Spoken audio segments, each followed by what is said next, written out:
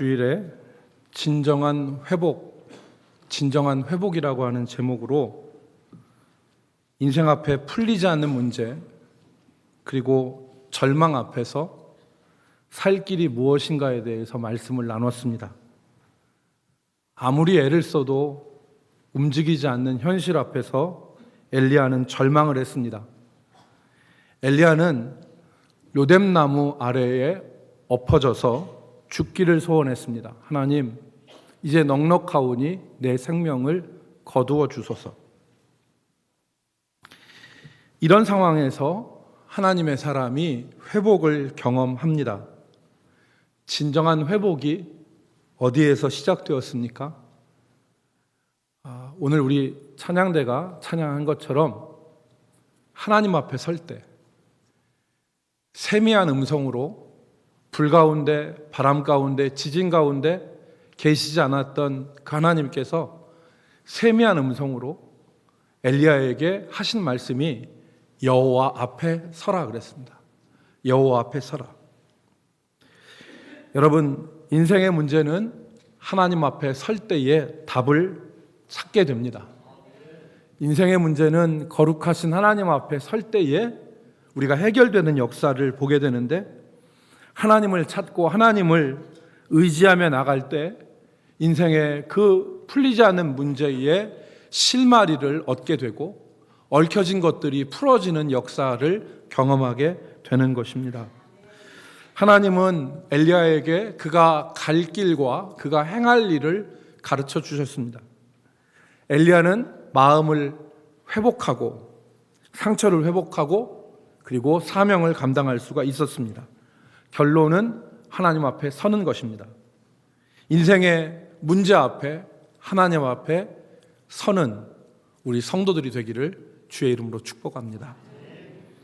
오늘 우리가 읽은 말씀은 지난주의 말씀에 이어서, 그러면 하나님 앞에 설 때에 우리가 어떠한 자세와 마음으로 서야 하는가?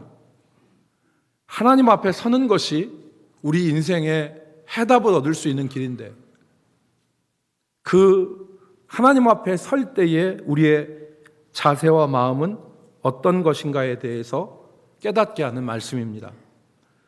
오늘 우리가 읽은 말씀에 등장하는 나아만이라고 하는 사람은 절망적인 문제를 가지고 있었습니다. 여러분 잘 아시는 대로 이 사람이 몸에 나병이 있었습니다. 나병이 있었어요. 오늘 1절부터 나아만이 어떤 사람이라는 것을 우리에게 소개하는데, 여러분, 아람 왕의 군대 장관 나아만은 그의 주인 앞에서 크고 존귀한 자니 이는 여호와께서 전에 그에게 아람을 구원하게 하셨습니다. 그는 큰 용사이니 나병 환자더라. 이렇게 소개합니다. 나아만은 이 아람 나라의 군대 장관이었습니다.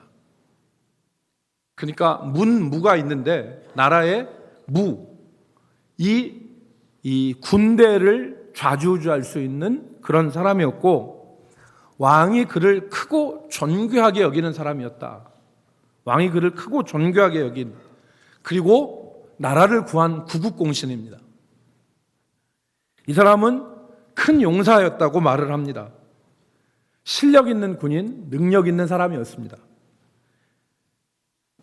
그런데 불행하게도 이 사람에게 나병이 있었습니다. 이것이 나아만에 대한 소개입니다. 나병이 있는 것만 빼고는 부러울 것이 없는 사람이죠.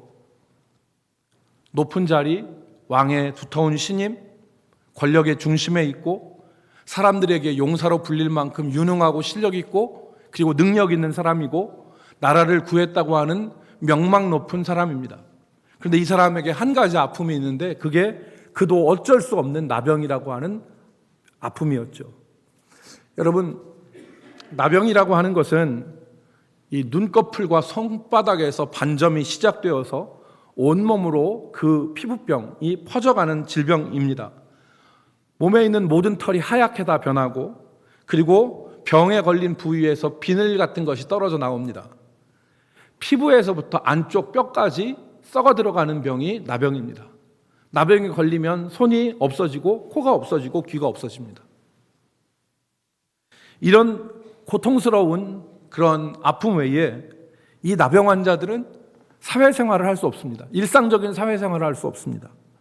전염성으로 인해서 사람들과 접촉하는 것이 금지되어 있습니다. 마을 안에서 살 수 없습니다. 사람들과 같은 동네에서 살 수 없습니다. 그리고 산이나 길에서 사람들과 마주치면 사람들이 저쪽에서 가까이 오기 전에 부정하다를 외쳐야 됩니다. 내가 나병 환자입니다. 나한테 가까이 오지 마십시오. 이렇게 외쳐야 됩니다. 인사도 못합니다. 이 시대 사람들이 서로 끌어안고 얼굴을 마주치는 것이 인사였는데 그 인사조차도 할 수 없는 사람들입니다. 중세 시대에는 이 나병 환자들이 종을 가지고 다녔습니다. 그래서 자기 주변에 사람들이 오면 종을 울려야 했습니다. 왜? 알람입니다. 나 나병입니다. 아무리 능력이 있고 아무리 권세 있는 나아만이었지만 그가 가진 질병에 대해서는 답이 없었습니다. 그가 가진 힘과 능력으로 해결할 수 있는 문제가 아니었습니다. 그런데 이 나아만이 하나님 앞에 설 기회가 주어집니다. 오늘 이 나아만이 하나님 앞에 서게 되죠. 하나님 앞에 서게 되는 기회가 주어지는데 지난주에 엘리야를 하나님 앞에 세우신 그 하나님이 이제 나아만도 하나님 앞에 세우시는 겁니다. 그 시발점이 나아만의 집에 붙잡혀온 어린 노예 하인으로부터 시작됩니다. 이스라엘 소녀였습니다.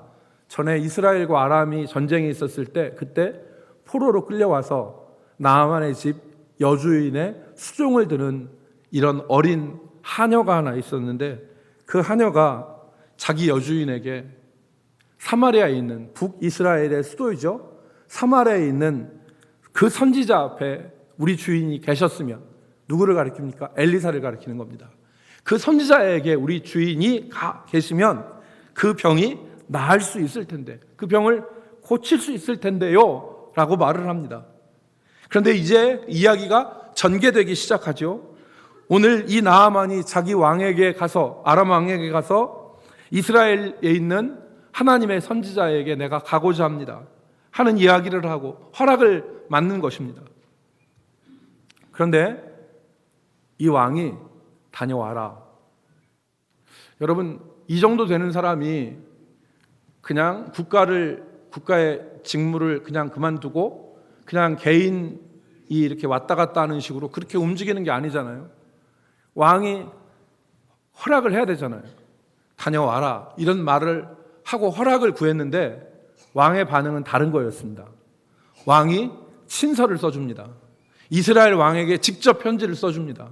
이 사람을 고쳐주소서. 이 사람을 고쳐주시기를 원합니다. 성경은 1절에서 나아만에 대한 소개를 했는데 이 구절로 인해서 나아만이 얼마나 대단한 사람인가를 우리에게 다시 한번 알려주는 겁니다. 왕이 친서를 써줄 만큼 대단한 사람이다. 이 사람이. 나아만이 이 편지를 가지고 이스라엘 땅으로 들어가는데 외교적인 절차가 있었습니다. 외교적인 절차를 다 진행한 이후에 나아만이 엘리사의 집 앞에 이릅니다. 엘리사의 집으로 향하게 돼서 그 앞에 서게 되는데 9절 말씀해 보니까 오늘 뭐라고 기록됐냐면 나아만이 이에 말들과 병거들을 거느리고 이르러 엘리사의 집 문에 서서 그랬습니다. 대단한 행차였죠. 그냥 한 사람이 홀홀 단신으로 간 게 아닙니다. 말들과 병거들이 나아만을 수행을 했습니다. 그리고 나아만의 그 엘리사의 집에 있던 겁니다. 대단한 행차였죠.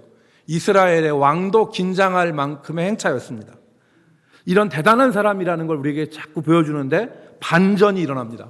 반전이 일어나죠. 반전이. 엘리사는 이 대단한 사람을 집 문에 나아보지도 않고 그것도 사람을 보내서 직접 대한 게 아니라 사람을 보내서 하는 말이 10절에 있는 대로 너는 가서 요단강에 몸을 7번 씻으라 내 살이 회복되어 깨끗하리라 하는 말을 전합니다. 우리가 예상하는 대로 나아만은 분노했습니다.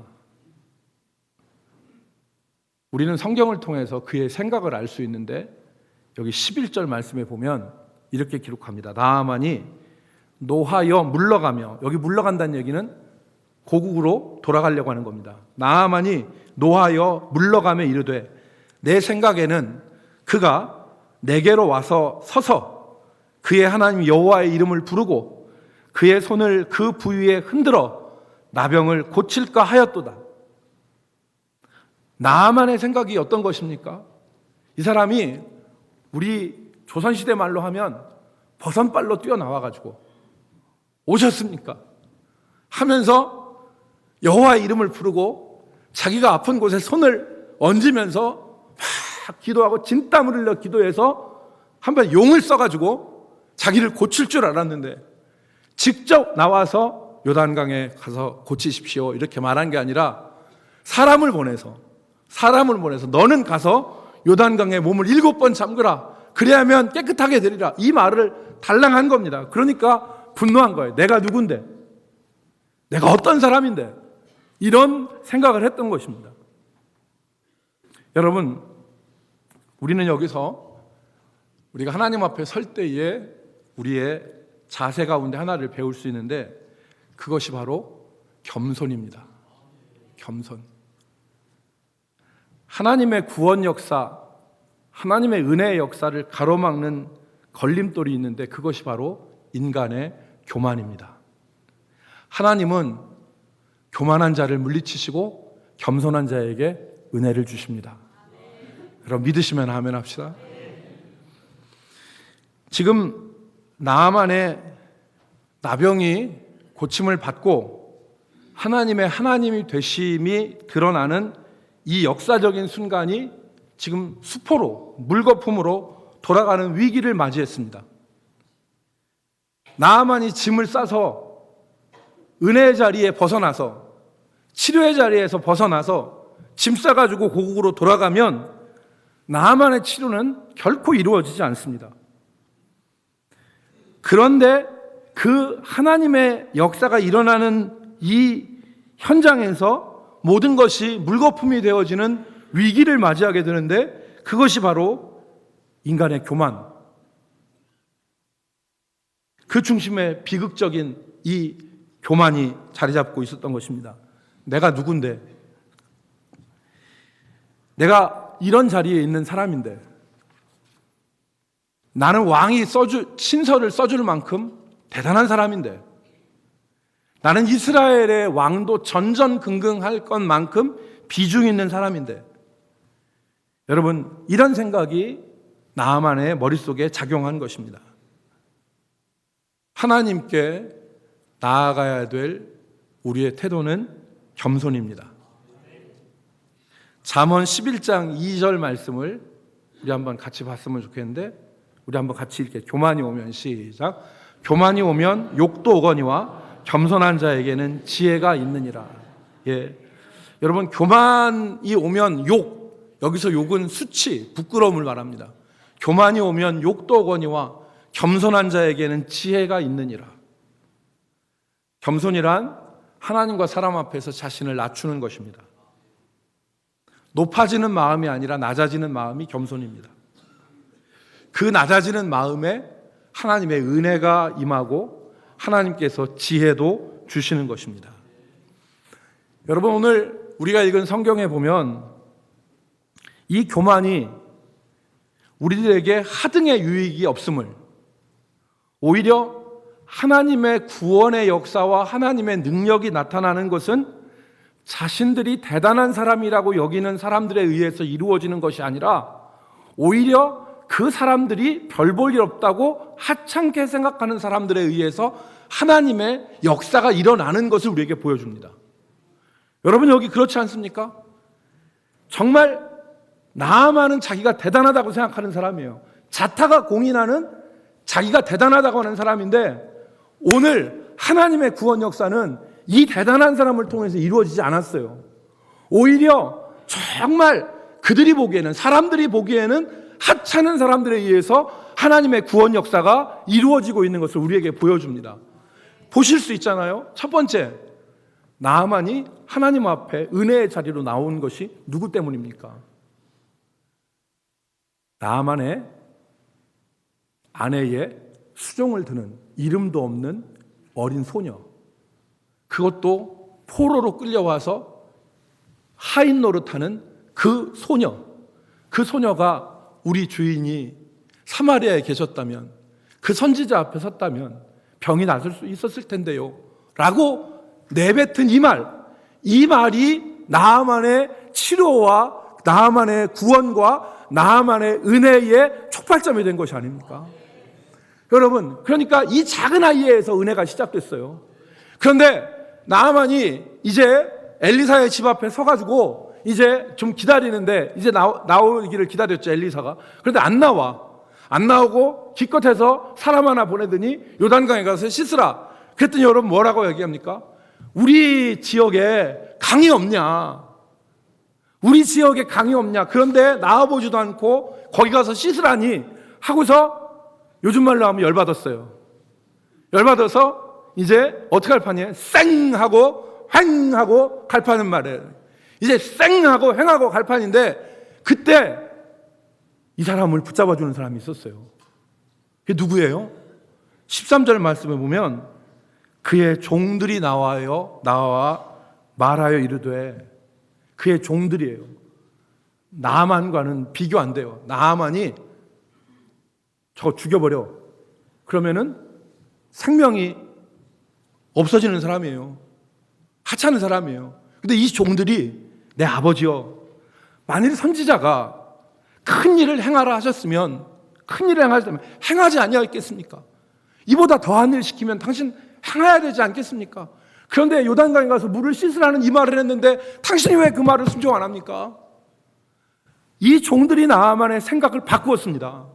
생각의 전환, 사고의 전환을 일으켜줬어요. 그래서 나아만이 생각이 바뀌어서 가서 온전히 7번 요단강에 몸을 담궜지 않았습니까?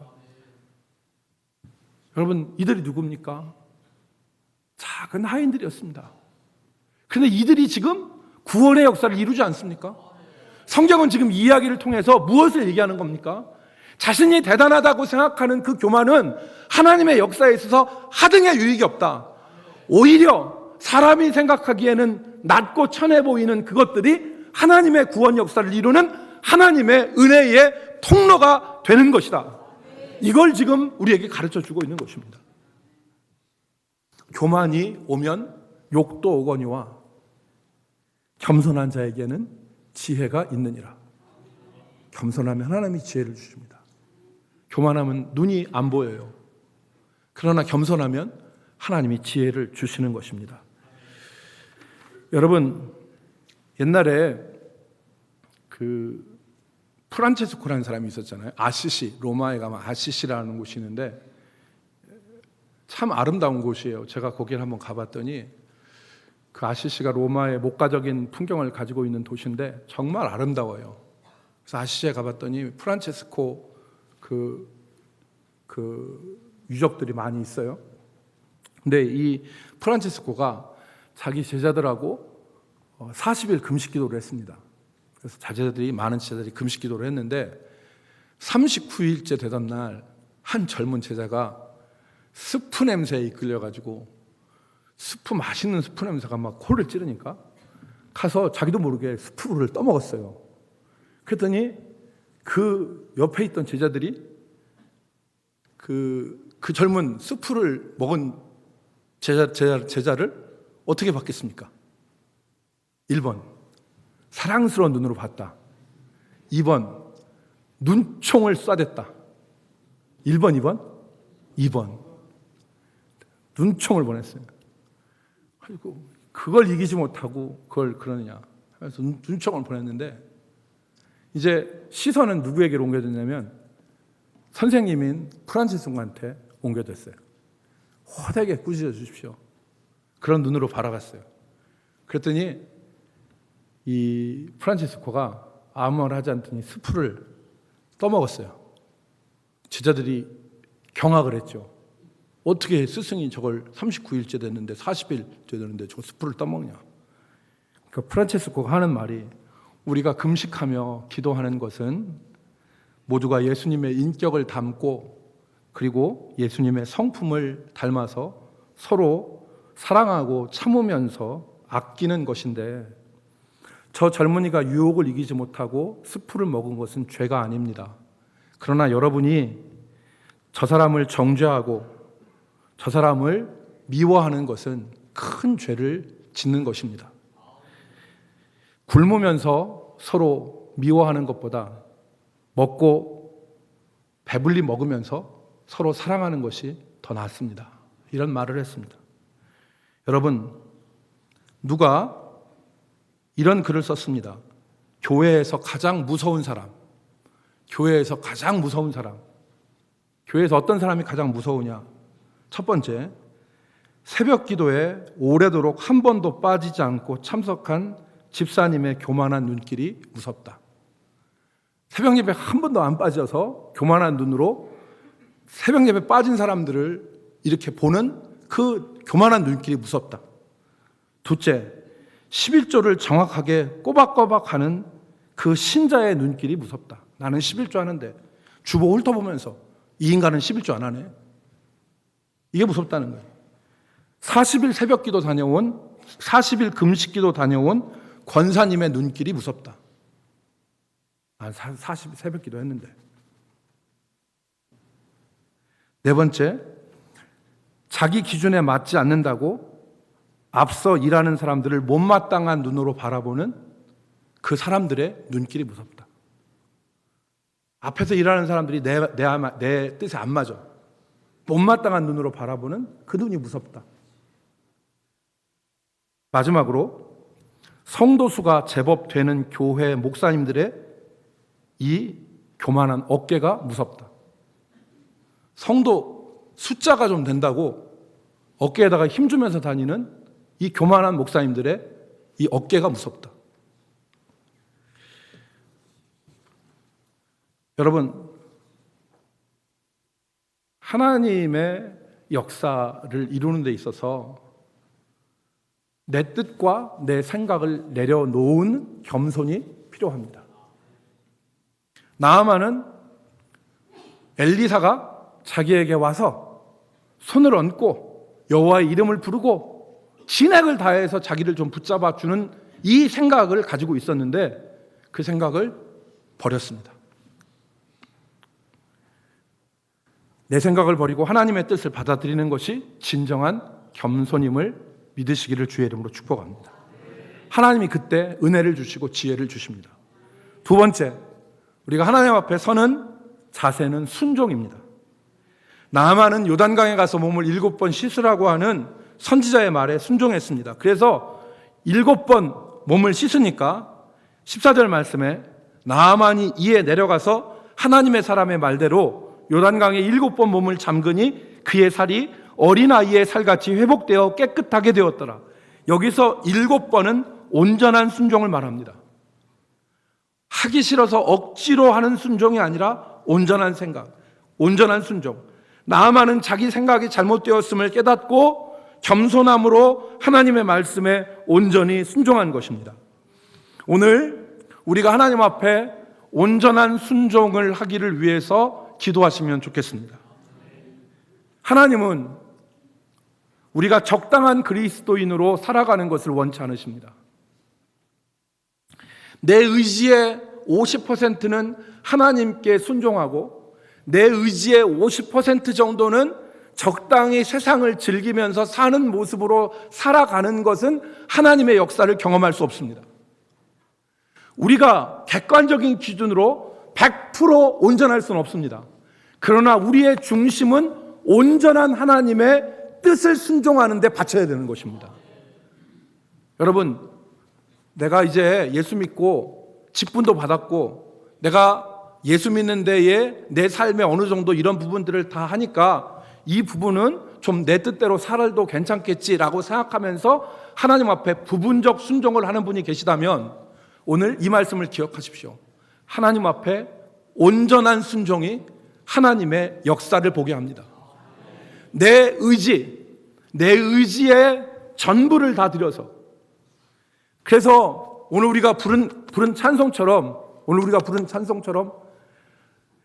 야곱이 잠 깨어 일어나 돌단을 쌓은 것 본받아서 내 주를 가까이 하는 것이 내게는 힘들고 어렵지만 이 길이 은혜의 길이고 이 길이 천성으로 가는 길임을 인정하여서 하나님 앞에 우리 자신들을 드리는 이 온전한 순종, 이것이 하나님의 역사를 경험하게 합니다. 여러분, 예수님은 겸손과 순종의 모범이시죠. 그는 근본 하나님의 본체시나 하나님과 동등됨을 취할 것으로 여기지 아니하시고 오히려 자기를 비워 종의 형체를 가지사 사람의 모양으로 나타나셔서 죽기까지 복종하셨으니 곧 십자가에 죽으심이라. 온전한 순종을 하셨어요. 여러분, 한 주간 살면서 힘들고 어려울 수 있습니다. 주님의 뜻을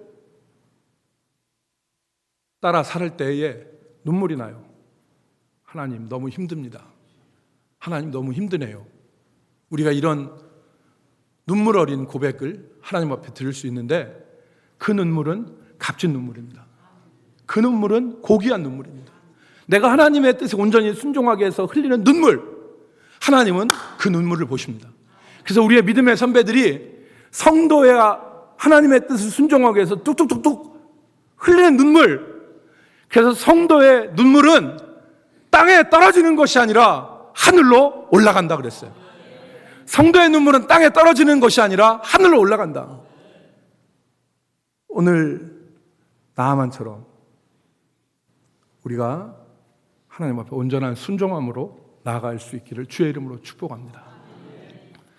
마지막으로 이제 예배하는 삶, 찬양하는 삶인데 오늘 이 나아만이 최선을 다했어요. 그래서 하나님 앞에 돌아와서 쓰잖아요. 이제 요단강에서 몸이 나섰어. 그래서 나섰구나 하는 게 아니라 15절 말씀에 보면 나아만이 하나님 앞에 하나님의 사람에게 가서 섭니다. 서요. 15절 말씀을 여러분 보실까요?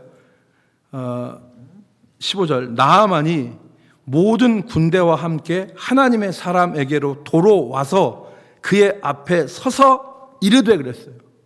서서 이르되. 여기 서서라는 말에 우리가 집중할 필요가 있습니다. 여러분, 나아만은 처음에 엘리야의 집에 섰을 때는 교만한 자로 섰어요.